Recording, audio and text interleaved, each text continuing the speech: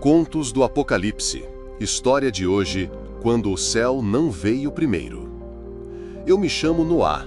Desde pequeno, cresci em uma igreja onde se falava muito sobre o fim dos tempos. Era algo que sempre mexia comigo, uma mistura de medo e esperança. Eu ouvia meus pastores falando sobre o arrebatamento, aquele momento mágico em que Jesus voltaria para buscar a sua igreja. O ensinamento era claro e quase reconfortante. Antes da grande tribulação, antes das guerras, dos desastres e das perseguições, Deus levaria o seu povo para o céu, poupando-nos do sofrimento que viria. Eu queria acreditar nisso com toda a minha alma. Era a promessa que me dava paz para dormir, segurança para seguir firme na fé. Bastava esperar.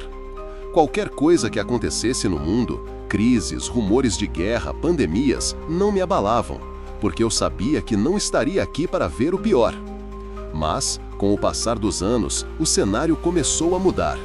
As notícias ficaram mais pesadas, a economia global balançava, nações se uniam em pactos e leis que pareciam estranhas para mim. Muitas coisas que eu nunca tinha imaginado começaram a fazer parte do nosso cotidiano. Ainda assim, eu continuava firme. Eu dizia a mim mesmo, é só questão de tempo, logo Jesus vai nos tirar daqui. Eu repetia isso como um mantra. Até que veio a primeira grande surpresa. Não houve arrebatamento. O silêncio do céu me abalou profundamente. Por que ele não veio? Por que nos deixou aqui? Minha fé começou a ser testada. E o que era uma esperança confortável virou um calvário. Eu comecei a observar mais atentamente o mundo ao meu redor. A moeda digital global começou a ser imposta lentamente, sem que a maioria das pessoas percebesse. Leis que restringiam a liberdade religiosa começaram a surgir em diversos países. Cada vez mais, falar sobre Jesus virou um ato perigoso. Amigos e irmãos na fé começaram a desaparecer. Alguns foram presos, outros simplesmente sumiram sem explicação. Eu me perguntava se a promessa que eu acreditava era verdadeira. Foi então que a dúvida começou a me consumir. Será que entendi errado tudo isso? Será que Deus nos esqueceu? Ou será que as coisas não são bem como me ensinaram? Sem respostas claras, decidi voltar para a fonte, a Bíblia. Comecei a estudar com mais intensidade, a buscar entender o que as Escrituras realmente diziam sobre os últimos dias. Ali, encontrei passagens que me causaram um choque que, aos poucos, foi virando clareza. Mateus 24 me mostrou um cenário diferente do que eu imaginava. Então, sereis entregues para serdes atormentados, e matareis, e sereis odiados de todas as nações por causa do meu nome. Mas aquele que perseverar até o fim será salvo. Mateus 24, 9 a 13. Não havia promessa de fuga, havia promessa de resistência. Continuei lendo e encontrei a descrição da volta de Cristo. Logo depois da aflição daqueles dias, aparecerá no céu o sinal do Filho do Homem. E ele enviará os seus anjos com grande som de trombeta, os quais ajuntarão os seus escolhidos. Mateus 24, 29 a 31. Jesus não viria em segredo. Ele viria visivelmente, depois do período de sofrimento. A promessa não era para evitar a tribulação, mas para ser vitorioso através dela. Na mesma época, descobri João 17,15, onde Jesus ora: não peço que os tires do mundo, mas que os livres do mal.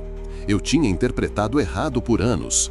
Deus não prometeu nos tirar do mundo, mas nos proteger enquanto estivermos aqui. Essa revelação mudou tudo. Depois daquela noite em que compreendi o verdadeiro significado das Escrituras, minha vida mudou para sempre. Não era mais tempo de esperar passivamente por um arrebatamento que nunca viria antes da tribulação. Era tempo de preparar o coração para a batalha. A tribulação já havia começado de fato. Pessoas que amava estavam sendo perseguidas por causa da fé. Igrejas foram fechadas, cultos passaram a ser realizados em casas, em segredo. E a marca da besta começava a ser implementada. E faz que a todos, pequenos e grandes, ricos e pobres, livres e servos, lhes seja posta uma marca na mão direita ou na testa. Apocalipse 13:16. Eu senti o peso dessa decisão sobre mim e todos os meus irmãos. Não era apenas uma questão econômica, era um teste de fidelidade. Aceitar a marca era negar Jesus. O medo era real, a pressão enorme.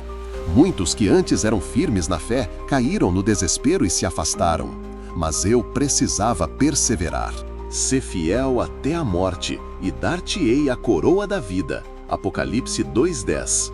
A cada dia, a luta se tornava mais difícil, mas a paz de Deus continuava comigo. E a paz de Deus, que excede todo o entendimento, guardará os vossos corações e os vossos pensamentos em Cristo Jesus. Filipenses 4:7. A comunhão com os poucos irmãos que permaneciam firmes era nossa força. Celebrávamos a ceia com pão feito à mão e suco de uva caseiro em um pequeno cômodo mal iluminado. Cantávamos louvores baixinho para não chamar a atenção. A esperança parecia pequena, mas era suficiente para continuar. Sabia que o mundo estava caminhando para o cumprimento da profecia. E proferirá palavras contra o Altíssimo, e destruirá os santos do Altíssimo, e cuidará em mudar os tempos e a lei. Daniel 7:25. Vi como o engano se espalhava e como as falsas religiões cresciam, propondo uma paz aparente, mas sem Jesus. Eu entendia que nossa missão era ser luz em meio à escuridão. Vós sois a luz do mundo. Não se pode esconder uma cidade edificada sobre um monte. Mateus 5:14-15. Mesmo com toda a dor, o chamado era claro: perseverar até o fim. Eu me pergunto quantos aí fora ainda acreditam que o arrebatamento será um escape fácil. Não, meus irmãos. A promessa bíblica é para os que ficarem firmes até o fim, mesmo no meio das provações. Os dias da tribulação continuaram intensos, mas a fé que resistiu ao fogo foi fortalecida.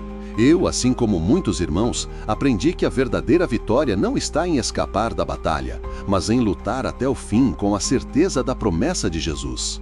Então, numa manhã que parecia igual a tantas outras, algo mudou no céu.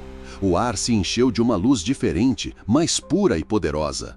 Ouvi o som distante de uma trombeta, cada vez mais forte, ressoando como um chamado celestial. Eis que vem com as nuvens, e todo olho o verá. Apocalipse 1:7. Não havia mais dúvidas. Jesus estava voltando. Não em segredo, não para um arrebatamento oculto, mas em glória e poder, para reunir os seus escolhidos. Naquele momento, todos que mantiveram a fé, mesmo sob perseguição e dor, foram arrebatados.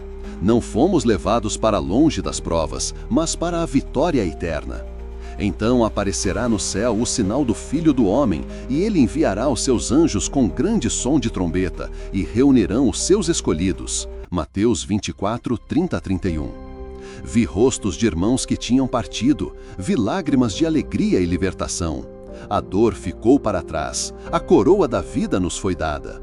Sê fiel até a morte e dar-te-ei a coroa da vida. Apocalipse 2:10. Agora estou aqui contando essa história para que ninguém se engane. A verdade é que não somos chamados para fugir da tribulação, mas para ser firmes, valentes e fiéis até o fim. Porque a glória é daqueles que permanecem, e Jesus, o Rei dos Reis, voltará para buscá-los, para sempre. Se você que está me ouvindo hoje sente o coração pesado, a fé abalada, ou acha que a promessa do arrebatamento é uma fuga garantida, quero te dizer uma coisa importante. A verdadeira vitória não está em fugir das lutas, mas em perseverar com Jesus até o fim. Nestes dias difíceis, muitos cristãos têm se afastado, confundidos pelo medo, desânimo ou falsas esperanças. Não permita que isso aconteça com você. Portanto, fortalecei as mãos fracas e os joelhos que tremem. Fazei ver de modo reto os pés àqueles que andam em trevas. Hebreus 12:12-13. Volte o olhar para Jesus, o autor e consumador da nossa fé. Não olhe para os ventos contrários, para o sistema que tenta apagar a luz do Evangelho. Sede sóbrios, vigiai, porque o diabo, vosso adversário, anda em derredor, bramando como leão, buscando a quem possa tragar. 1 Pedro 5:8. Mas saiba, você não está só. Cada lágrima, cada batalha, cada momento de fraqueza pode ser fortalecido pelo poder daquele que prometeu estar conosco até o fim. Eis que estou convosco todos os dias, até a consumação dos séculos. Mateus 28:20. Então, levante-se agora, não se esconda, não se desvie, seja a luz em meio às trevas. Mas aquele que perseverar até o fim será salvo. Mateus 24:13. Que sua fé seja inabalável, que sua esperança seja firme, que seu amor por Jesus nunca esfrie. Porque o tempo é agora. Levante-se, discípulo, e prepare-se. A vitória é dos que permanecem. E Jesus está voltando para buscar a sua igreja fiel. Não perca essa chance. Permaneça firme. Persevere até o fim.